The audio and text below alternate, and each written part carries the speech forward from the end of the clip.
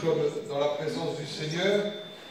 La Bible donne un enseignement assez puissant par rapport à ça. Elle dit « Oh, qu'il est bon pour des frères et des sœurs de demeurer ensemble ». Et nous voulons toute la bénédiction du Seigneur, et je pensais cela encore ce matin en rentrant dans l'église, et aussi dans ma chambre, aussi ce matin, je disais « Seigneur Jésus, combien nous avons besoin d'une église qui soit entourée, une église ensemble, une église soudée ». Et puis je regardais dans l'Ancien Testament, puisque l'Ancien Testament est truffé de textes nous parlant de notre prochain. Notre prochain. Quelle importance de faire attention à son prochain.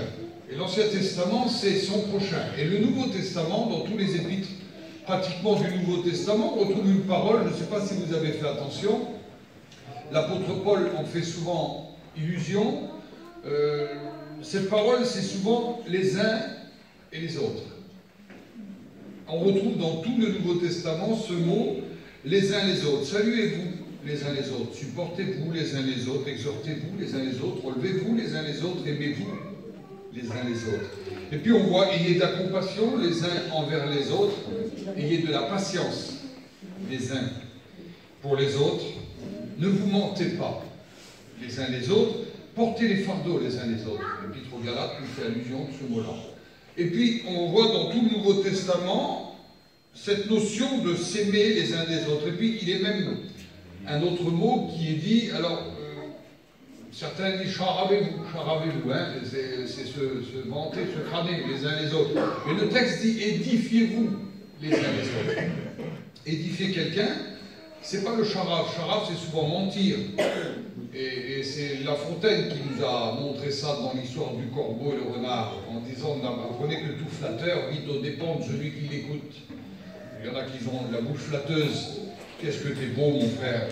C'est bien qu'il n'est pas beau, nous. On lui dit qu'il est beau. Qu'est-ce que vous êtes joli? Qu'est-ce que vous êtes beau? C'est très bien qu'il n'est pas terrible, mais parce qu'on a un intérêt à lui dire ça. Mais la Bible, c'est pas ça. La Bible, c'est édifiez-vous les uns les autres. Édifier quelqu'un, c'est savoir lui dire le bon mot au bon moment, savoir lui dire quand il va trébucher, quand il va avoir un souci, lui dire attention, tu vas trébucher. Ça, c'est la Bible. Et donc, par rapport au Nouveau et l'Ancien Testament, j'aimerais faire une lecture avec vous ce matin, et puis j'aimerais que, si vous voulez bien, je vais demander à un frère de prier le Seigneur pour moi. Je demande à mon frère Pino. Tu veux prier pour moi, mon frère? Alors, prie, Seigneur. Te bénissons et te rendons grâce, Seigneur, parce que c'est toi qui te sers des hommes, Seigneur. Je loue ton nom ce matin, Seigneur, pour celui que tu as choisi, Seigneur. Je te demande, Seigneur, avec simplicité de cœur, de bénir sa vie, Seigneur, de bénir son cœur, de mettre le message dans sa bouche, Seigneur, parle au travers lui. Pour nous ce matin, Seigneur, aidez une disposition de cœur, Seigneur, dans chaque cœur, dans chaque vie, Seigneur, pour que ta parole puisse tomber, Seigneur, dans nos cœurs et produire cette vie, Seigneur, que tu veux. À toi toute la gloire et l'honneur.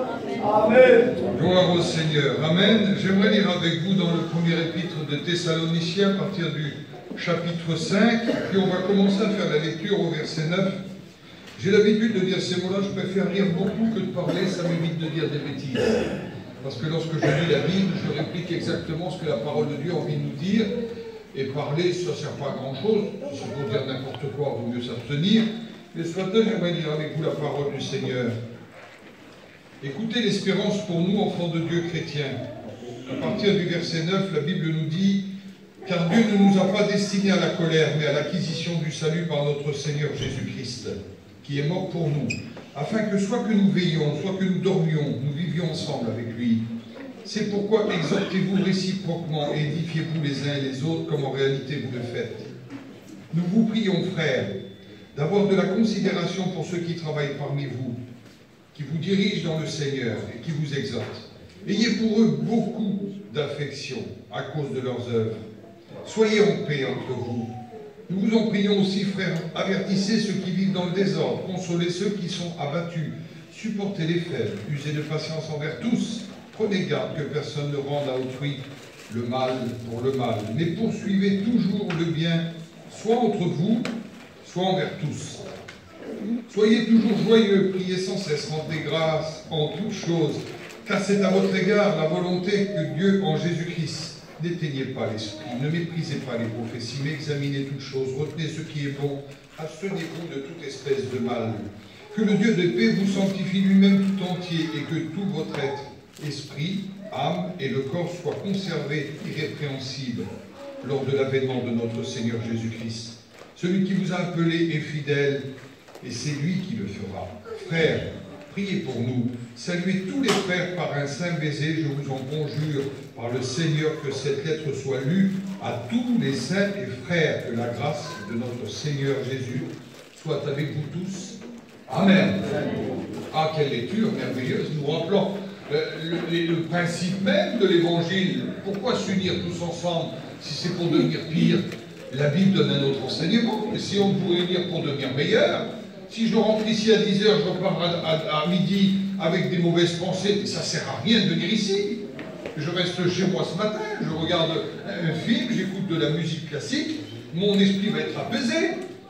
Je dois venir à la réunion et repartir meilleur que lorsque je suis rentré. Il faut une unité dans la diversité de l'Église. Et puis je regardais parmi nous ce matin, même s'il y a certains mélanges ethniques, je vois il y a des Roms parmi nous, il y a des Manouches, il y a des Sinti, il y a peut-être des sédentaires, il y a peut-être aussi du monde espagnol, catalan, mais ça n'a aucune espèce d'importance.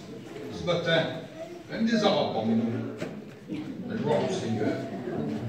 Et je suis content, moi. Vous comprenez dans le sens là? C'est-à-dire que Dieu est capable de répandre son esprit sur toute chair et Dieu est capable de nous édifier les uns les autres parce que nous sommes ensemble. Et il nous faut plusieurs membres, c'est ce qu'on appelle la multiplicité. Il nous faut des membres différents, c'est ce qu'on appelle la diversité. Et puis il nous faut des tâches différentes. Ça s'appelle la complémentarité. On doit se complémenter les uns les autres.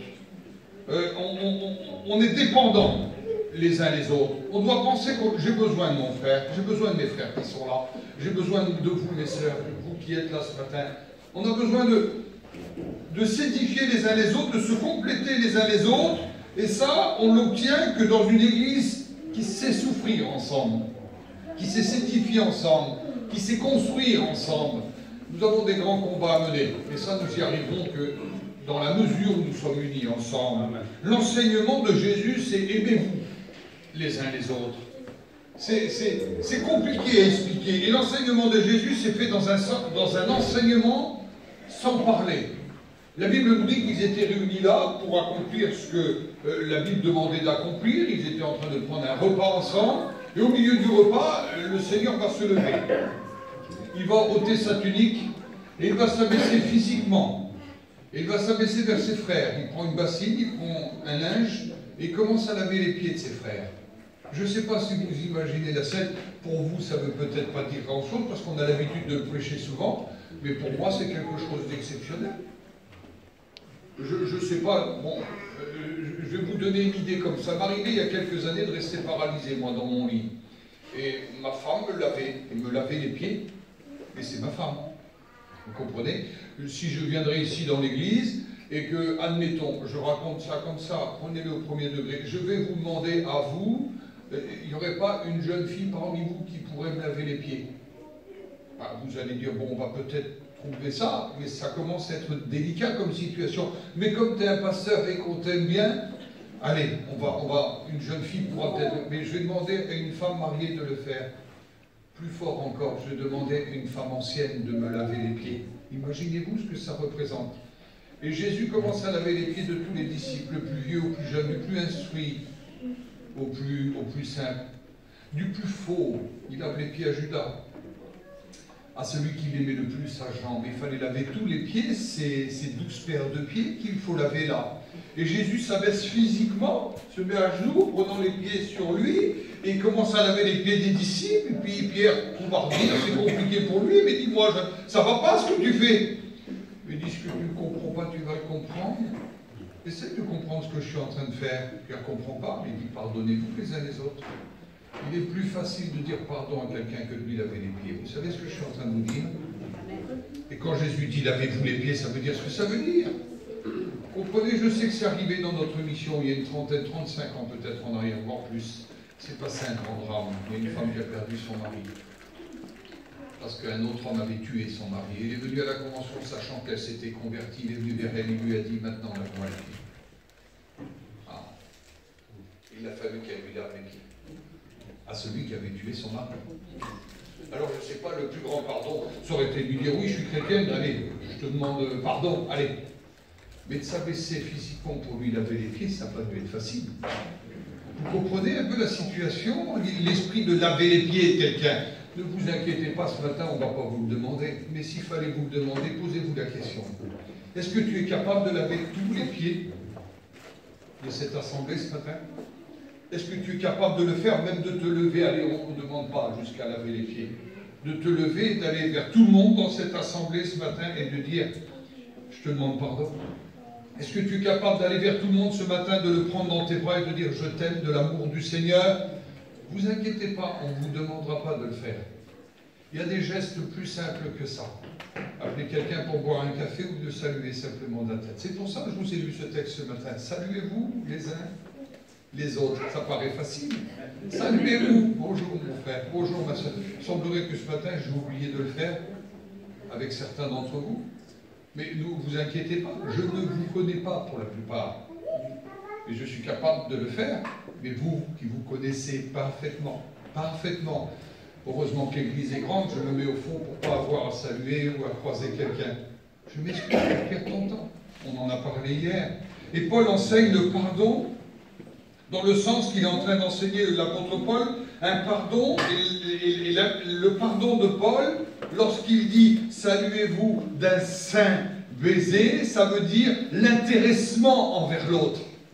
Est-ce que vous vous intéressez à l'autre? Est-ce que je m'intéresse vraiment à l'autre? Vous avez vu ces grandes questions dans les conventions lorsqu'on se rencontre? Il y a 3 questions, je les connais par cœur. Bonjour, tu as tourné avec qui? Tu as arrêté où? Et tu vas où après la convention? On les connaît par cœur, les questions. On les connaît par cœur. Mais si un jour on vous demande, tu es arrêté où? Vous dites, je suis arrêté sur le chapiteau. Il vous dit, tu as tourné avec qui cet été? Vous dites que vous avez tourné avec Goldorak ou avec Superman, et vous dites qu'après la convention, vous partez sur Mars.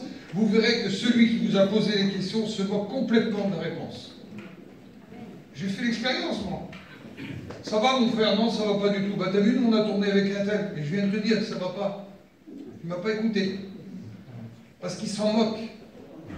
Un grand homme, un jour, a dit, ne parlez pas de vos problèmes aux gens qui sont autour de vous. Ou ils s'en moquent, ou ils s'en réjouissent. Il n'y a que Jésus qui prend attention. Alors je vous le dis, n'essayez pas de tourner en rond. Aujourd'hui, les gens se moquent complètement de notre vie, se moquent complètement de ce qui peut se passer chez nous. Vous leur dites que votre foyer est en miettes, que les enfants sont séparés, n'importe quoi, mais ils s'en moquent complètement. Ils font leurs petites affaires. Est-ce que vous pouvez leur répondre? Ça n'a pas d'intérêt. La Bible dit, portez intérêt les uns les autres. Saluez-vous d'un saint baiser. Mon frère, ça va pas. Ça va pas? Écoute, j'ai pas besoin que tu me dises ce qui va ou ce qui va pas chez toi. Viens, on va prier ensemble. Et je crois que le Seigneur qui m'a déjà aidé à moi est capable de le faire aussi pour toi. Mais c'est l'intéressement les uns. C'est l'amour qui emmène les autres à Dieu. Vous comprenez ce que je suis en train de vous dire? Vous savez, les aveugles du monde, parce que vous les connaissez comme moi, les aveugles du monde. Les aveugles du monde, il y a une chose qu'ils voient parfaitement. Et là, ils n'ont pas besoin de lunettes. Ils ont des choses qu'ils voient parfaitement. C'est l'amour dans l'Église. D'ailleurs, on le dit, je ne sais pas si vous avez écouté, Nasser, quand il a rendu le témoignage hier, il dit, moi, partout où j'allais, ben, on venait me reprocher que j'étais là. De toute façon, si j'étais là, on venait me le reprocher. Mais quand je suis arrivé dans la mission, j'ai remarqué quelque chose chez ces gens-là, chez les chrétiens, c'est qu'ils avaient un amour qu'on ne connaissait pas, nous. Bien ça, hein. J'ai découvert chez eux, c'est les 3/4 des témoignages que vous entendrez, les gens, vous les écouterez dire, j'ai vu quelque chose chez eux qu'il n'y avait pas chez nous. Et c'est quoi cette chose qu'il y a chez les chrétiens, qu'on ne retrouve pas dans le monde? Eh bien, les aveugles du monde voient exactement l'amour que nous portons les uns envers les autres. La compassion, l'amour, la visite, l'amour entre les chrétiens et les autres, mais aussi l'amour qu'il y a entre les membres du corps de Christ. Mais est-ce que je fais réellement mon travail? Est-ce que je suis capable d'apporter de l'attention? Est-ce que je suis capable de me pencher réellement sur les problèmes de ma sœur, de mon frère, de dire, mais écoute, on va prier ensemble. Et Paul disait aux Thessaloniciens, édifiez-vous les uns les autres. Il n'a pas dit charavez-vous, crânez-vous, vantez-vous, non, il dit édifiez-vous, dans le sens que de venir vers un frère, vers une sœur, de dire, moi je suis capable de te porter dans ma prière. Je suis capable de t'entourer, parce que Christ m'a donné de l'amour, parce que j'y suis passé, et tu as besoin d'y passer aussi, et je voudrais t'entourer, je n'ai pas grand-chose à t'apporter. Mais ce que j'ai, je veux t'apporter de la part du Seigneur. Vous savez, il y a un danger qui menace l'Église, qui n'accepte pas cette réalité d'avoir de l'attention les uns pour les autres. Il y a un danger qui menace l'Église qui n'entre pas dans ce commandement du Seigneur d'amour les uns envers les autres. Aimez-vous, disait le Seigneur, comme je vous ai aimé. C'est important. Mais comment Christ a aimé l'Église? Christ a aimé l'Église dans le sens qu'il était capable de venir la parer de cadeaux. Christ a aimé l'Église dans le sens qu'il était capable de s'offrir personnellement pour elle. Christ a aimé l'Église dans ce qu'il a été capable d'offrir tout ce qu'il avait dans sa possession pour elle. Est-ce que nous aimons nos frères et sœurs comme Christ a aimé l'Église? Est-ce que j'aime vraiment mes frères, moi? Alors je vous l'ai dit, pour couper au plus court, je suis incapable d'offrir ma vie pour vous. Je vous le dis, je vous aime bien, mais si on me demande, je vais offrir ma vie pour mes enfants, je vais offrir ma vie pour mes petits-enfants, j'en ai 8 maintenant, je vais offrir ma vie pour ma compagne, ça serait à peu près logique de le faire, quoique quand je réfléchis bien, faut pas dire ce qui n'est pas.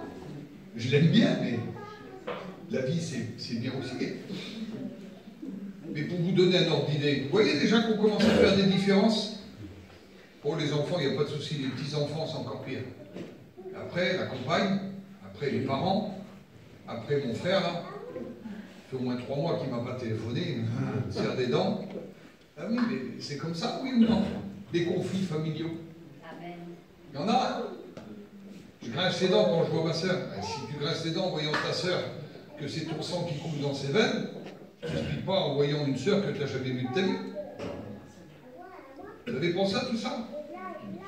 J'ai fait une étude d'ailleurs, demain ça sera le sujet de l'étude à Tours, les problèmes qui peuvent exister entre les frères et les sœurs.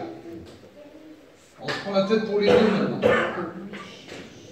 Oui, parce qu'on a passé toute notre vie à se prendre la moitié de notre vie à se prendre la tête pour les vieux, on passe la deuxième moitié de notre vie à se prendre la tête pour les enfants. Ça veut dire qu'on passe toute notre vie à se prendre la tête. Mais les vieux, c'est un gros sujet. Ah oui, ben on va la mettre dans une maison, on va être débarrassé. De mettre la vieille dans une maison, quoi. Ah oui, elle est vieille maintenant, elle a 65 ans. Je suis vieille à 65 ans, allez, vas-y, on prend la tête avec ma mère. Ben, c'est ça aujourd'hui. On se prend la tête. La Bible dit édifiez-vous les uns les autres. S'édifier, c'est pas ça, c'est tout le contraire. Alors Dieu aime et Dieu aime, c'est tout. Et l'amour de Dieu, c'est une école. Et nous devons assister à cette école. Et l'école de l'amour de Dieu, c'est l'Église. L'école pour faire la guerre, c'est l'armée, c'est bien ça. L'école pour la médecine, c'est l'université, je ne sais pas, on sait qu'on apprend pour être médecin, l'université, à la fac de médecine. Et bien, l'école de l'amour, c'est l'Église. On doit venir à l'Église, à cette école-là. C'est ici que je reçois l'école de l'amour. Dieu aime entièrement, Dieu aime parfaitement, et Dieu aime exactement dans ses besoins, lui. Et nous avons, nous, besoin de tourner vers les besoins de Dieu pour apprendre tout l'amour de Dieu, sans frontières, pas possible, sans frontières raciales, sans frontières sociales, sans frontières culturelles. Et on en parlait encore il y a quelques temps. C'est facile pour moi d'inviter, allez, je dis Moïse parce que je le connais bien. Hein, Moïse, tu viens manger avec moi midi, Moïse, ça me fera plaisir. Je suis pas fou, je sais très bien que Moïse, il a du bon, il va m'emmener une petite bouteille, et puis certainement demain, c'est lui qui va m'inviter. Et du pain aussi. Et il y aura du bon pain. Parce que je sais que, voilà, il n'a pas joué Marius, mais au niveau du pain, il s'y connaît. Je sais qu'il va me rendre l'appareil, plus ou moins. Donc je suis capable d'inviter Moïse. Moi, je vais inviter des frères, là, sachant qu'ils vont me rendre l'appareil. Est-ce que je vais inviter un frère que pour lui, il est dans l'incapacité de m'inviter après? Est-ce que je vais lui faire un bon repas? Est-ce que je vais lui faire une grande invitation? Ben, je ne sais pas. Alors, si vous agissez de la sorte, dit l'apôtre Paul, est-ce que les inconvertis n'agissent pas de la même façon? Amen. Mais ils agissent exactement de la même façon, les inconvertis. Ils invitent les gens qui peuvent les inviter, donc on ne fait rien de spécial. La Bible dit, mais vous les uns les autres, tous. Tous, oui, on doit inviter tout le monde. On doit saluer tout le monde. Oui, mais je salue que les grands, moi. Le petit ne m'intéresse pas là-bas. Pourquoi? Mais tu dois aimer tout le monde. Pourquoi? C'est les membres du corps de Christ. Et un bras, il ne maltraite pas un autre bras. J'ai jamais vu ça, moi. Un bras qui tape l'autre bras. Quand j'ai fait une découverte sur moi, là, je ne sais pas si vous avez fait la même découverte vous, mais quand je me regarde devant la glace, là, bah, mon corps, là, tout mon corps, il a la même couleur. Vous comprenez? Il n'y a pas un bras qui est noir, puis l'autre qui est jaune, puis l'autre qui est vert, puis non, tout le corps, il a la même couleur. C'est spécial, ça, là, oui. Mais puis tous les membres sont dépendants les uns les autres. Si je n'ai pas le bras, la main ne peut pas me raser, là. Il faut le bras. Et tout est commandé par le cerveau, tout est commandé par la tête. Là, dans le corps de l'Église, là, tout est commandé par la tête. La tête, c'est le Christ. Et nous marchons tous, on ne se rend pas bien compte, mais tout est commandé par la tête. C'est le Christ, c'est le chef. Et nous devons nous visiter, nous réconforter, nous aimer, nous saluer, nous pardonner, nous édifier les uns les autres. Paul dit ces mots-là. Que le Seigneur fasse croître et abonder l'amour que vous avez les uns envers les autres. Ça veut dire que cet amour qu'on a là, elle a besoin d'un exercice. C'est ce qu'on appelle un exercice spirituel. Le frère me disait hier, il dit dans l'état que tu es aujourd'hui, tu as perdu 50 et quelques kilos, n'oublie pas qu'il faut que tu fasses du sport. Je dis oui, ben, j'essaye, mais bon, il y a 7 ans qui me manque moi. Mais j'essaye de faire du sport pour essayer de faire de l'exercice, pour faire augmenter une masse musculaire, pour que le squelette il tienne à peu près debout.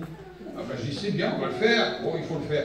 Mais au sens spirituel, pour faire l'exercice, pour s'aimer plus encore. Alors, je ne croyais pas moi. Mais je me suis converti, moi, j'ai reçu d'amour dans mon cœur. Alors cet amour fait que je vais prêcher l'évangile à des gens là-bas, oui c'est bien. Et puis mon copain, je prends mon auto, moi, je fais 2000 km pour prêcher l'évangile à des petits roms là-bas au fin fond de la Hongrie là. Mon copain. Puis alors, on va faire quoi? Un petit bravo, un petit bravo. Mais non, il n'y a pas de bravo. Moi, j'ai un ministère qui m'emmène à faire 2000 km pour voir au Seigneur. Mais il y a des pasteurs qui font 200 mètres. Ils ont le ministère aussi grand, même plus grand des fois que le mien. Dieu leur a donné pour le local. Moi, il m'a donné là-bas, mais c'est la même église du Seigneur. Je ne suis pas plus grand qu'eux. Je ne suis pas plus petit. Je suis comme complémentaire à eux. Eux, ils ont besoin de moi et moi, j'ai besoin d'eux. Mais il faut faire un exercice. Et cet exercice spirituel, là, l'apôtre Paul nous dit qu'il faut considérer ce qu'ils nous enseignent. Il faut prier pour eux. Ben, Seigneur, j'ai besoin de me placer devant le Seigneur ce matin. Et je dois me réjouir toujours dans le Seigneur. Je dois avoir des repères dans ma vie. Et je dois prier pour ceux qui m'enseignent, même si ce n'est pas un grand pasteur. Pas la grandeur, qu'importe. Elle est où la grandeur dans le corps, là? Vous savez, la jambe, elle fait à peu près 1 mètre de long chez certaines personnes. Il y en a d'autres, elle est beaucoup moins grande, la jambe. Mais en moyenne, c'est à peu près ça, quoi. Et puis l'étrier dans l'oreille, là, il fait 1 millimètre. Ben, les deux sont utiles pour l'équilibre de l'homme. Enlever une jambe à un homme, il tombe. Enlever l'étrier à un homme. L'étrier, il fait 1 millimètre l'os, là. C'est le plus petit os humain. Vous enlevez ça dans l'oreille, là. Le marteau, l'étrier, là, vous allez voir, le grand bonhomme, là, il marche, il titube comme ça. Il faut les deux pour l'équilibre. Il faut les grands hommes, il faut les petits hommes aussi. Gloire soit rendue à Dieu. J'ai besoin de ça ce matin. Au sens spirituel, nous avons besoin de nous édifier, de nous supporter. Ah, ça c'est un grand mot. Je l'aime bien la sœur là. Seigneur, je ne peux pas la supporter. C'est pas possible là. Ben non, mais si tu n'arrives pas à supporter ta sœur que tu vois, comment tu vas aimer Dieu que tu ne vois pas? Ah oui, mais non, je peux pas. Là, sa façon de chanter, sa façon de prier, je ne la supporte pas. Va te rhabiller, mon copain. Amen, amen. Il faut supporter tout le monde. Oh, Dieu. Supporter, ça veut dire porter avec intérêt. Porter avec force. Supporter. Ça veut dire ce que ça veut dire. L'apôtre Paul à l'épître de Galates, il dit « Ne cherchez pas une vaine gloire en vous portant envie les uns les autres. » Porter envie, ça n'a rien à voir avec la jalousie. La sainte jalousie. Rien à voir du tout. Moi, quand je vois les garçons jouer de la guitare et du piano, là, lui, là, l'outil m'énerve. M'énerve, ça. Parce que moi, mon rêve à moi, c'est de jouer du piano. Et j'arrive pas. Je ne suis pas fait pour ça, moi. Mais c'est mon rêve. Quand je vois quelqu'un qui chante bien, là, il me met à bout. Vous comprenez? Et c'est une sainte jalousie. Je dis, mon Dieu, je ne pourrais pas jouer comme lui, mon Seigneur. Quel travail je pourrais accomplir si je pourrais jouer comme lui ou jouer comme les garçons qui jouent de la guitare à Seigneur. Mais c'est une sainte jalousie, ça. Mais il y en a qui ont une jalousie, elle n'est pas sainte du tout, regardez. Et ça, la Bible nous dit, ne cherchez pas une vaine gloire en vous portant envie les uns les autres. Se porter envie les uns les autres, c'est une vaine gloire, c'est une gloire qui ne sert à rien. Ben moi, je ne suis pas là pour être jaloux sur vous, moi, que Dieu me garde d'être jaloux sur vous. Mais il y a une sainte envie de faire comme les autres, là. Seigneur Jésus, ben, viens mon petit frère, tu ne pourrais pas me donner un coup ou deux cet après-midi, il va prendre 2-3 tons simplement. Seigneur, tu m'apprendrais, je ne serais pas fâché. Mais lui, des fois, il va dire, Seigneur, je ne t'apprends pas, il y a à la Rouennais, je fais ça. Je t'apprends pas, parce que si tu joues, tu vas jouer mieux que moi, après tu rigoles. Oui, mais il ne regarde pas le côté spirituel des choses. Si je joue comme des âmes au Seigneur, comment on chante un cantique? Alors c'est ça, s'aimer les uns les autres. Oui, on va s'édifier pour la bonne marche du corps entier. Vous voulez qu'on gagne des victoires? Ben, on joue les uns les autres. Vous voulez remporter des victoires, vous, là? Mais vous ne voulez pas combattre? Le problème, il est là. Tout le monde veut des victoires ici, là. Tout le monde veut des ceintures. Personne ne veut monter sur le ring. Ah? Ben, j'en ai vu des comme ça, moi. Ah, moi, je veux être champion du monde. D'accord, monte sur le ring. Oui, mais il est gros, lui. Ah, ben là, voilà. Caleb, vous connaissez Caleb, l'homme de Dieu. Dieu lui a dit à 40 ans, tu montes sur la montagne, tu la prends, elle est pour toi. Caleb, il part avec cette promesse, lui. 40 ans, il ne l'a pas. 45 ans, il ne l'a pas. 50 ans, il ne l'a pas. 55 ans, il ne l'a pas. 60 ans, il ne l'a pas, la montagne. Et ça fait long. 70 ans, 75 ans, 80 ans, 85 ans, il arrive devant la montagne. Elle est là enfin, la montagne. Oui, je la prends. Il y a des géants d'Anak dessus. C'est les cousins Goliath. Ils font 3,50 m, les messieurs. Les géants d'Anak, c'est pas n'importe qui, les messieurs, là. Mais la Bible nous dit que Caleb, malgré ses 85 ans, n'avait pas perdu sa vigueur. Méfiez-vous des petits vieux. Méfiez-vous des petits vieux. Amen. Ah oui. Ah, on ne va pas dire le contraire. Hein. Méfiez-vous. Mais qu'est-ce que vous croyez? Un vieux, il a la même force que vous, sauf que quand il force, ça il fait mal. C'est toute la différence, elle est là. Caleb, il arrive devant la montagne, il y a les géants d'Anak, la Bible nous dit qu'il les chasse comme on chasse des chiens. Et il prend la montagne. Vous voulez remporter des victoires? C'est qui vos géants? C'est qui vos géants? Alors, Nasser en a fait allusion. Mon géant à moi, c'est l'alcool. Ton géant à toi, c'est quoi? La jalousie, la chicane dans ton foyer, les problèmes, la médisance, l'envie, le parlement, la calomnie. C'est quoi ton géant? Ça ne me regarde pas. Tu en parles à Jésus, tu montes sur la montagne, tu fous les géants en l'air comme on jette des chiens. Et là, tu remportes la montagne. Et tu veux des victoires sans combattre? Mais ça ne marche pas. Il y a dans mes films que c'est comme ça. Alors la Bible nous dit que Paul prévient, il dit, vous avez le choix. Ou vous vous aimez les uns les autres, ou vous vous intéressez les uns les autres, ou vous vous édifiez les uns les autres, ou vous allez vous mordre les uns les autres. La Bible nous parle de ce mot-là, morsure. Il n'y a pas plus quelque chose qui fait mal qu'une morsure. Je vous assure. Je préfère prendre un coup de poing que de me faire mordre. Ça fait beaucoup, beaucoup moins mal. La Bible nous dit que vous allez vous mordre et vous allez vous dévorer les uns les autres. Ça veut dire ce que ça veut dire. C'est des bêtes qui agissent comme ça. Ben oui, on agit. Alors dans un foyer, dans un couple, dans une famille, dans une église, où on manifeste ce genre de comportement, se mordre et se dévorer les uns les autres, on n'avance pas. Et quand on n'avance pas, qu'est-ce qui se passe? Allô? On reste sur place. Oui, et quand on est dans l'eau? On se noie. Et voilà. Dans l'eau, il faut nager, il faut sortir. Ou sinon, on coule. Alors qu'est-ce qu'on fait dans l'église? On veut nager. Et quand je mords quelqu'un dans l'eau, ben je me noie aussi. Alors s'édifier les uns les autres, se supporter, c'est essayer de s'en sortir tous ensemble. Et puis, il n'y a pas de gagnant dans cette affaire. Je suis allé faire une réunion à la Foire du Trône, il y a quelques temps, là, chez les gens de la fête. Et je traverse toute la fête. Et quand je traverse toute la fête, je vois des panneaux à droite et à gauche, sur toute la fête. Ici, pas de perdants. Et de l'autre côté, il y avait marqué, ici, que des gagnants. Ça veut dire la même chose? Non? Pas de perdants ou que des gagnants. J'arrive au bout, je dis, c'est pas possible. Partout, il n'y a pas de perdants, il n'y a que des gagnants. Les gens de la fête, là, ils perdent toujours, eux. Ben, si ceux qui jouent sont gagnants, eux, c'est des perdants, là. Ben, je ne crois pas que c'est des perdants. Donc, il y avait une ambiguïté, là, il y avait un problème. Eh bien, je vous dis, où on a ce style de comportement dans l'Église, où on se mange, on se mord, on calomnie, on porte des mauvaises envies. Il n'y a que des perdants. La femme, elle ne peut pas dire sur son mari, je vais le dénoncer. J'ai vu ça il n'y a pas longtemps encore, là. Un garçon qui battait sa femme. C'est pas du tout glorieux ce que je suis en train de vous expliquer. C'est terrible de battre sa compagne. C'est un garçon qui battait sa femme et elle en a eu assez. Il est rentré le soir, il l'a battue. Et lorsqu'il a fait ça, elle est partie de la voiture, il croyait qu'elle était partie dans la camping des petits. Elle a été vers les Clistés. Elle l'a dénoncé. Et nous, on était sur la place, on n'a rien vu. Le matin à 6 h, les Clistés sont arrivés. Ils l'ont sorti de la camping comme un bout de châle, quoi. Ils l'ont foutu par terre, ils ont attaché les menottes dans le dos. Et j'ai vu cette fille-là, une fille de 30-35 ans, elle est sortie dehors, elle l'a regardé, elle a rigolé. Elle a dit alors, ça m'a choqué ce que j'ai vu là. Elle avait raison, quelque part, hein. Je ne dis pas ça, je veux pas... elle avait raison, hein. Mais ça m'a fait mal quand même qu'une femme regarde son mari, qu'elle était contente de sa situation.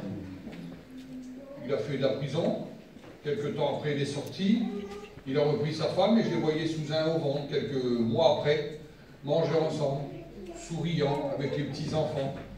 Et dans moi-même j'ai pensé, qu'est-ce qu'elle a gagné l'autre jour en fin de compte? Rien gagné du tout. Ils ont perdu du temps, ils ont perdu 6 mois. Ça n'aurait pas été mieux qu'ils essayent d'en discuter? Qu'elle ne se réjouisse pas de son malheur, qu'il ne se réjouit pas de l'avoir frappé. La femme ne peut pas dire je vais le dénoncer. Le mari ne peut pas dire je vais prendre les petits, elle ne les aura pas. C'est moi qui garde les petits, puis s'il vient sa famille, je vais les taper. On ne peut pas dire ça, il n'y a pas de gagnant dans cette histoire-là. Le chrétien ne peut pas dire, bah, de toute façon, si c'est lui qui prêche, je ne vais pas à la réunion. Et le pasteur ne peut pas dire, de toute façon, lui-là, il n'est pas prêt de rendre témoignage. On ne peut pas dire ça. Il n'y a que des perdants dans ce genre de situation. Il n'y a pas de gagnant. Pour être gagnant dans l'église du Seigneur, il faut s'aimer réellement. Ça va au-delà d'un repas ensemble. On va se réjouir cet après-midi, gloire au Seigneur, pour les gens qui s'engagent dans l'église par les eaux du baptême. Ça va au-delà de ça. C'est au-delà d'une grillade, c'est au-delà d'un repas. S'aimer les uns les autres, c'est pouvoir se regarder dans les yeux et dire oh, mon frère, je t'aime, ma soeur. On est enfants du Seigneur ensemble. Quel privilège nous avons de faire partie d'une grande famille. L'ennemi utilise ça pour déstabiliser l'Église. L'ennemi va utiliser ça pour déstabiliser des foyers, déstabiliser des familles, déstabiliser des couples. Le problème, l'apôtre Paul en parle encore, ne parlez point mal les uns sur les autres. La calomnie, quel malheur la calomnie, quel malheur de parler mal les uns sur les autres. Vous savez, un jour, il y a un chrétien qui s'était habitué, enfin même pas un chrétien, non, parce que quand on fait ça, on n'est pas chrétien. Il s'était habitué à réunir son petit monde dans un camping chez nous, sur une place désignée. Il réunissait les gens et puis il parlait de moi. En mal, bien sûr, hein, forcément. Et puis je l'ai appris, puis quand je l'ai appris, je l'ai fait venir. Je lui ai dit, viens voir, faut que je te dise quelque chose. Oui, t'es tout content, mon oncle. Ah, je me méfie de mon oncle. Il vient vers moi, oui. Je dis, je voudrais te demander 2 questions. Tu me réponds franchement, et quand on aura répondu à ces 2 questions, par rapport à cela, je te dirai ce que je pense. Alors je lui ai dit, est-ce que tu es un chrétien, toi? Il voyait, hein. Non. Oui. Est-ce que tu es de ma famille à moi? Non. Tu n'es ni un chrétien, tu n'es ni de ma famille. Non, non. Alors je t'interdis de prononcer mon nom à moi. En bien ou en mal. Je t'interdis de prononcer mon nom. Tu ne parles plus sur moi, en bien ou en mal. Mais moi je t'aime bien, je voudrais partir avec... Non, non, non, je t'interdis de prononcer mon nom. Je te le dis tout de suite. Depuis ce jour-là, là, ça a été terminé. Il ne parle plus de moi du tout. Et puis j'ai appris, là, depuis le temps, il revient à la réunion. Amen. Vous comprenez? Il faut défendre votre cause. On n'a pas le droit de nous salir. Défendez votre cause. Parlez franchement aux gens. Être franc avec quelqu'un, c'est la plus belle des choses. Jérémie dit ces mots-là dans la Bible. Jérémie, c'était pas n'importe qui. Ils se jouent les uns les autres. Ils se jouent. Seigneur, je vais vous docrer, moi. Je vais vous faire la bonne aventure. Vous savez ce que ça veut dire, ça? Bah oui. La Bible nous dit qu'ils ne se disent pas la vérité. C'est pas possible. Ils exercent leur langue à mentir. Ils s'étudient. Seigneur Jésus. Ah oui, ils se sondent. La Bible nous dit ils se sondent les uns les autres. Ils s'étudient les uns les autres. Ils s'appliquent à faire le mal. Ils se calomnient les uns les autres. C'est Jérémie qui dit ça, c'est pas moi. Hein. Ils se parlent mal les uns les autres. On ne peut pas rattraper tout ça. Vous savez, un jour, il y a une femme, ça s'appelle une zigane, on va dire, hein, monglovénie. Zigane, c'est Rome, Mandou, Shinki, voyageur, Yéni, tout ce que vous voulez. Et puis elle était fatiguée, elle revenait de la Chine. Et puis il y avait un monsieur qui passait avec une charrette. Et puis elle l'arrête, monsieur, arrêtez-vous un peu. Avant dans la charrette, maman, bon monsieur, je suis fatigué, monsieur. Je suis mort. Et puis elle sort une carnia, elle avait mis en dessous sa robe, elle l'avait peut-être toujours en peut-être. Et puis elle commence à la plumer. Mon bon monsieur, qu'est-ce qu'on est mal vu, les gars, j'ai nous parle mal dessus, mon Dieu, monsieur. Ils sont tous méchants, ils ne veulent pas nous donner à manger. Hein. Plumer la poule en même temps, mais c'est encore chaude la poule. Elle avait vu là. Puis au bout d'un moment, mon bon monsieur, mais comment on peut s'en sortir pour aller, ça va mieux maintenant comme ça. Et le garagou, il arrête la charrue, hop. Il dit, pour vous en sortir, madame, oui, allez chercher des plumes. Quelles plumes, monsieur? Tout ce que vous avez semé tout le long de la route, là. Il dit, monsieur, elle dit, c'est impossible. Il dit, voilà ce que vous faites avec votre langue. Vous faites de la calomnie. Et quand il faudra rattraper, c'est rattrapable. Allez chercher des plumes que vous avez semées partout, là. Vous ne pourrez jamais rattraper tout ce que vous avez dit. Et le mieux pour éviter de courir après les plumes, c'est quoi? Allô? Ben, c'est de ne pas plumer. Tu prends une grosse bassine d'eau bouillante, regarde, tu mets ça dedans, ça veut dire que tu la fermes un petit peu, et puis si tu plumes, les plumes restent dans l'eau. Amen. Amen. Amen. Moi aussi je voudrais parler des fois, mais je ne parle pas, parce que je sais que ma parole, elle va faire comme la plume, elle va partir, et le vent du diable, parce qu'il existe aussi, ben, ma plume, là, il emmène où? Oui ou non? Oui. J'ai aimé le témoignage de Nasser tout à l'heure. Moi, je ne suis pas un alcoolique, rassurez-vous. Je bois un verre d'alcool, forcément, mais c'est pas mon truc à moi. J'ai plein d'autres défauts, ne vous inquiétez pas. Un jour, je démontais un moteur pour la mission. Il fallait qu'on répare parce qu'on partait 2 jours après, là. Et j'avais du cambouis jusque-là, là, et l'autre, il fait un anniversaire. Ben, je dis, c'est bien, viens voir. Je dis, je peux pas, je suis dans le moteur, viens. Je travaillais dans le moteur. Viens mon vieux, l'anniversaire du petit. Je peux pas, je suis dans le moteur. Viens, ben, je me fais violence. Tant pis, je me lève. Mais quand je me lève, il me sert un verre de cidre dans un gobelet en plastique. Vous savez ce que c'est qu'un verre de cidre dans un gobelet en plastique? Et j'avais une soif, il faisait vraiment chaud. Alors je faisais ça avec le gobelet là. Puis il me servait, alors, il y avait ça au fond, puis tout le reste de la mousse comme ça. Alors, je buvais 2 gouttes. Je me donne, hop, 2 gouttes. Mais je bois 3 verres, ça, je ne me rends pas compte. Il y avait des paires de yeux, voilà, juste les yeux, mais tout seul, il n'y avait pas de corps, juste les yeux, je voyais les yeux. Je me tourne et je vois tous ces yeux qui me regardent. Mais j'avais peut-être bu 2-3 verres, enfin 2-3 gouttes. Aussi, la mousse, il n'y avait rien dedans. Je vous promets que c'est comme ça. Il y en a un qui vient vers moi, un de ces yeux-là. Et les yeux, ils commencent à parler là. Il y avait une bouche avec. Pas de problème, c'est quand il y a les yeux qui accompagnent la bouche là. Et puis il me parle, il me dit, ah ben dis donc, qu'est-ce que vous mettez les pasteurs? Je vous promets que c'est vrai. Il m'a tué. Je dis, c'est pas possible. Tu me parles comme ça? Je dis, tu sais, vois pas quand même. Ah mais qu'est-ce que... Je dis, c'est pas possible. Il m'a tué ce frère-là. Ça m'a fait mal. J'aurais préféré qu'il me donne un coup de poing dans la figure. Il m'aurait fait moins mal. Mais dans moi-même, j'étais repris. Je dis, c'est des bêtises. Il fallait rester sous ton moteur là-bas, mon bon sauveur. Ta femme a te ramené une bouteille d'eau. Tu l'aurais bu entière, personne n'aurait rien dit. Vous voyez le danger des fois? La calomnie. Et je suis sûr qu'aujourd'hui, ce frère-là continue. Ben, même lui, je l'ai vu une fois, il s'est enfilé 3-4 verres de pipi. On dit 3 verres à ce moment-là. Mais arrivé au bout là-bas, il y en a 12 des verres. On rajoute, nous. Chaque kilomètre, la plume, elle est partie là.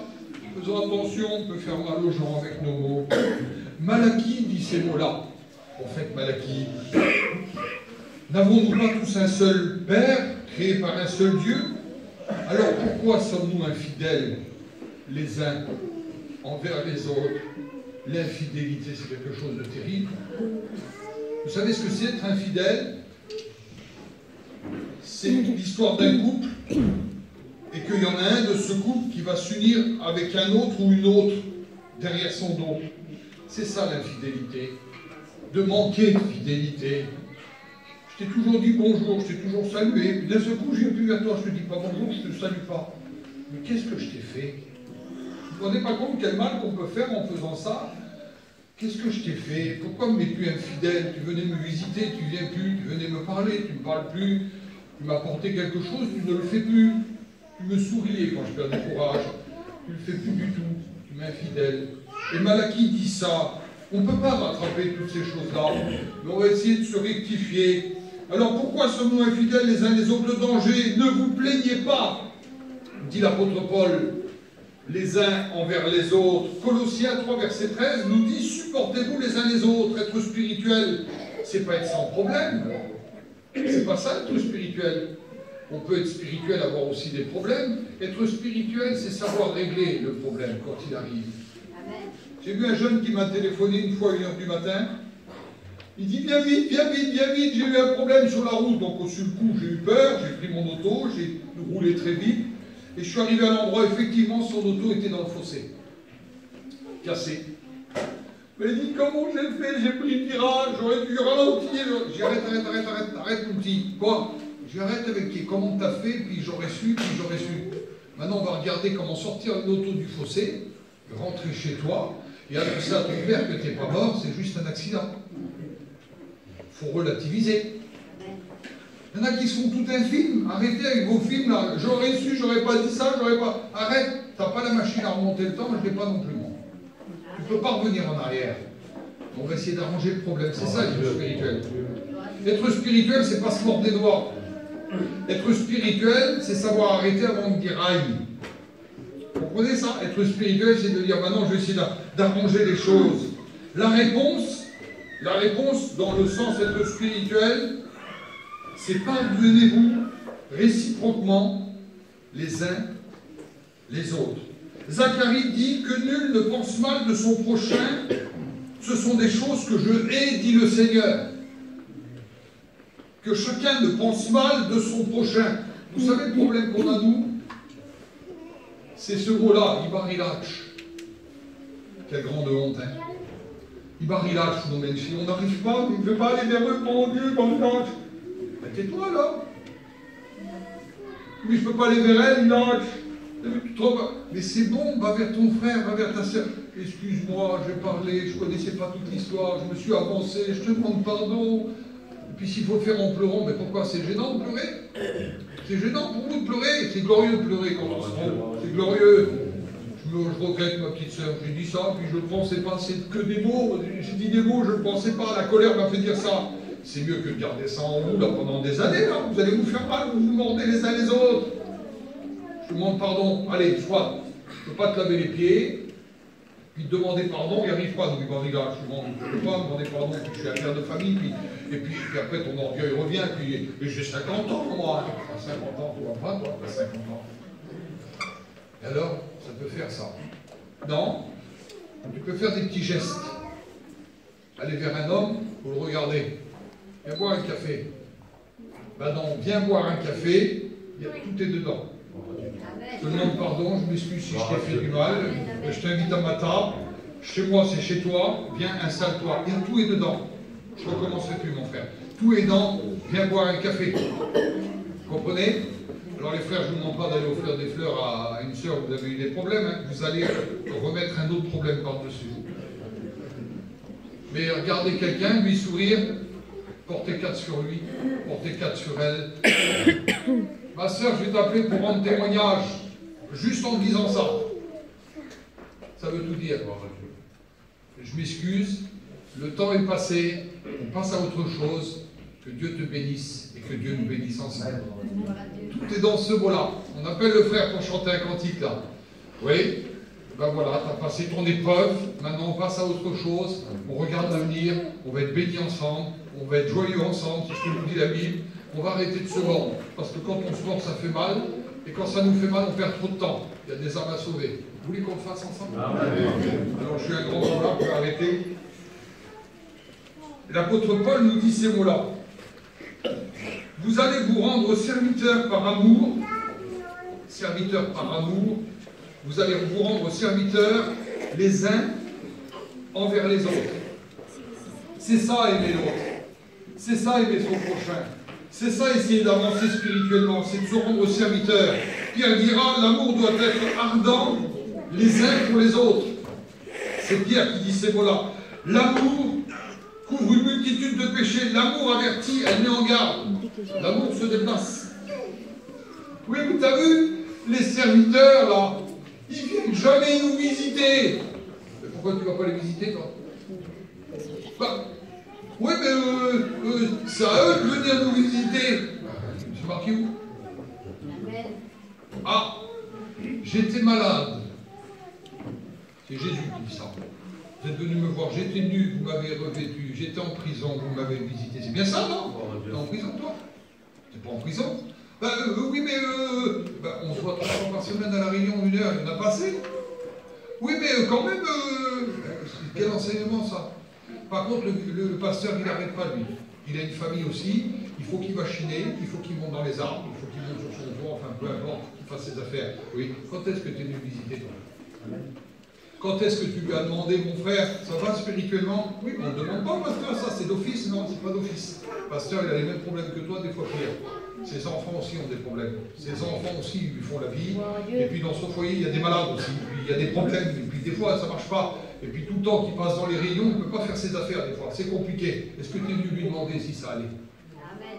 Ah Seigneur. Ah ben je le ferai plus. Amen. Et puis lui, des fois, ça va le toucher ça. Ah bon? Oui, ça va le toucher que tu viens le visiter. Il va dire, Seigneur, il faut que je prenne un moment. Je vais laisser un peu la Chine là. Je vais aller visiter mon petit frère, je vais aller visiter ma petite soeur. C'est pas possible, c'est ça, s'entraîner les uns les autres. S'aimer les uns les autres. Se saluer les uns les autres. Mais j'avais passé à côté de tout ça. Et c'est Jésus qui dit ça. Je ne peux pas fermer au Jésus, là, mes frères. Là, allez, Pierre, mettons, il y a un étudiant, 5 Paul, tu le sens bien, Paul, toi? Oui, non, Paul, je ne le sens pas. Pierre, oui, je ne sens pas Paul. Et là, c'est Jésus qui dit ça, là. Devant Jésus, je me regarde à vous. Vous allez vous aimer, dit Jésus, les uns et les autres, pas religieusement, pas par mode, pas par crainte, pas par envie, mais vous allez vous aimer parce que je vous ai aimé le premier. Amen. Alors c'est pour ça qu'on s'aime. Pas possible? Oui, c'est pour ça qu'on a d'amour les uns envers les autres. Il dit, bah, toi, t'es un grand malade. Bah, ça fait 20 ans que j'ai mis mon ministère au service des Roms en Hongrie là-bas. J'ai travaillé en Roumanie pendant des années. Au bout d'un moment, à force d'emmener des colis de pâtes, de tout ce que vous voudrez, de l'huile, tout ça là, j'ai dit on peut emmener autre chose que des pâtes et puis de l'huile. Parce que même quand j'emmènerais 300 tonnes par jour de pâtes, j'arriverais jamais à nourrir toute la Roumanie. Mais si j'amène une Bible, je pourrais nourrir une âme. Et j'ai changé. Aujourd'hui, j'emmène toujours dans le petit quartier où on est des pâtes et tout ce qui s'ensuit. De l'huile, on a encore fait dernièrement, du bois pour chauffer les gens, tout. Mais avant tout, c'est l'évangile, la parole de Dieu, la parole de Dieu, la parole de Dieu. Il y en a qui disent c'est bizarre, quoi. T'es moitié arabe, moitié français, t'es marié avec une mandouche, et t'as ton ministère au milieu des Roms. Jésus, il était quoi, lui? Jésus, il était ah oui, David, le roi David, c'était un mandouche, lui. Hein. Il avait un van, une famille nombreuse, il n'avait pas peur des grands. Bon, admettons, c'était un mandouche. C'est comme ça aujourd'hui, on est des ci, on est des là, non? David, c'était pas un mandouche. Puis Jésus, c'était pas un Rome. Excusez-moi de vous dire ça. Jésus, c'était Jésus. C'était le Fils de Dieu. Aimons-nous les uns les autres. Seigneur, c'est beau ça. Aimons-nous. Jésus dit, vous n'allez pas vous aimer religieusement, vous allez vous aimer vous parce que moi, je vous aimais le premier. Moi, j'ai démontré mon amour. Et puis, dans le livre de Samuel, c'est David qui va donner ce mot-là. De Samuel 9. Il va dire ce mot-là par rapport à ses affinités qu'il avait avant avec Saül. Il dit, reste-t-il encore quelqu'un de la maison de Saül pour que je lui fasse du bien à cause de Jonathan? Reste-t-il encore quelqu'un de la maison de Saül? On va venir vers lui, on va lui dire, mais il y en a bien, mais il a un problème, il est estropié, c'est pas grave qu'il vienne à ma table. Oui, mais il est mendiant, c'est pas grave qu'il vienne à ma table. Oui, mais c'est le fils de Jonathan, c'est pas grave qu'il vienne à ma table. mendiant, estropié, c'est pas grave qu'ils viennent à ma table, je veux racheter le temps, j'ai fait des erreurs, j'ai fait des bêtises. C'est dans le cœur de Jésus de faire du bien, c'était dans le cœur de David, parce que David avait le cœur selon Dieu. C'est dans le cœur de Jésus de faire du bien, ça doit être dans notre cœur. Amen. L'idée de faire du bien. Aimons-nous, protégeons-nous, soutenons-nous, portons-nous. Je ne peux pas le porter, lui, il est pire que moi. Ben, tu vas le porter quand même, si tu ne peux pas tout seul, tu vas appeler ton frère. Si je ne peux pas tout seul, il y a plein de choses que je ne peux pas faire tout seul, moi. Ben, je suis content d'avoir des frères et des sœurs. Ce matin, je n'irai pas plus loin. Je voudrais qu'on prie le Seigneur à chaque fin que Dieu nous rende meilleurs. Vous voulez toujours remporter des victoires? Montez sur la montagne, chassez les géants, procurez-vous la paix, aimez-vous ardemment les uns les autres, soutenez-vous ardemment les uns et les autres. Seigneur, nous voulons être meilleurs. Seigneur, rends-nous meilleurs dans l'Église, rends-nous meilleurs dans nos foyers, rends-nous meilleurs dans notre famille, rends-moi meilleur dans mon couple, Seigneur. Je suis passé à côté de plein de choses, parce que des fois je ne sais pas pardonner, ou si je pardonne, je ne sais pas lui dire. Je demande pardon. Je n'ai pas su lui dire. Mais ce matin, dans un acte de foi, je voudrais demander pardon à l'Église. Je voudrais demander pardon à mes frères, pardon à mes sœurs. Je ne peux pas dire, si j'ai fait du mal, montre-moi ce que je ne vois pas, pardonne-moi ce que j'ignore. Je sais parfaitement ce que j'ai manqué. Je sais parfaitement ce que j'ai dit. Je sais parfaitement ce que j'ai fait. Je sais parfaitement ce que j'ai oublié. Mes manquements, Seigneur, tu connais tout, mais moi je sais aussi. Je te demande humblement pardon ce matin. Seigneur, dans l'Église, nous avons besoin de nous pardonner réciproquement. Nous avons besoin de nous contrôler réciproquement. Et ce matin, peut-être dans l'Église, quelqu'un parmi nous a-t-il besoin de faire le point? C'est pas compliqué ce matin. Il dit, Seigneur, ce matin, j'ai besoin de me placer devant toi. Je veux en faire plus dans l'Église. Je veux arrêter. Peut-être que j'ai parlé, peut-être que j'ai manqué, peut-être que j'ai pas été un témoin. Je veux arrêter tout ça. Je veux partir d'un pas nouveau. Et je crois au nouveau départ. Je crois en la seconde chance. Je crois, Seigneur, à un renouvellement. Je crois à un deuxième souffle. Je crois en la grâce du Seigneur, tout simplement. Ce matin, moi, je suis levé. Je suis debout derrière le micro. Et je n'ai pas besoin d'en faire plus. Mais je demande ce matin à l'Église du Seigneur, est-ce qu'il y aurait un frère, une sœur qui ce matin voudrait dire, Seigneur, ce matin, j'ai manqué, je veux arrêter. Je veux partir d'un pas nouveau, je veux me lever dans l'Église. Alors tu peux te lever. Merci pour celui qui se lève. Celui qui se lève, c'est la victoire. Tu veux la victoire dans ton foyer, dans ton couple, dans ta famille? Tu veux la victoire dans l'Église? Lève-toi si tu le veux. Et le Seigneur va nous bénir ensemble. D'autres ont besoin de le faire. Si vous avez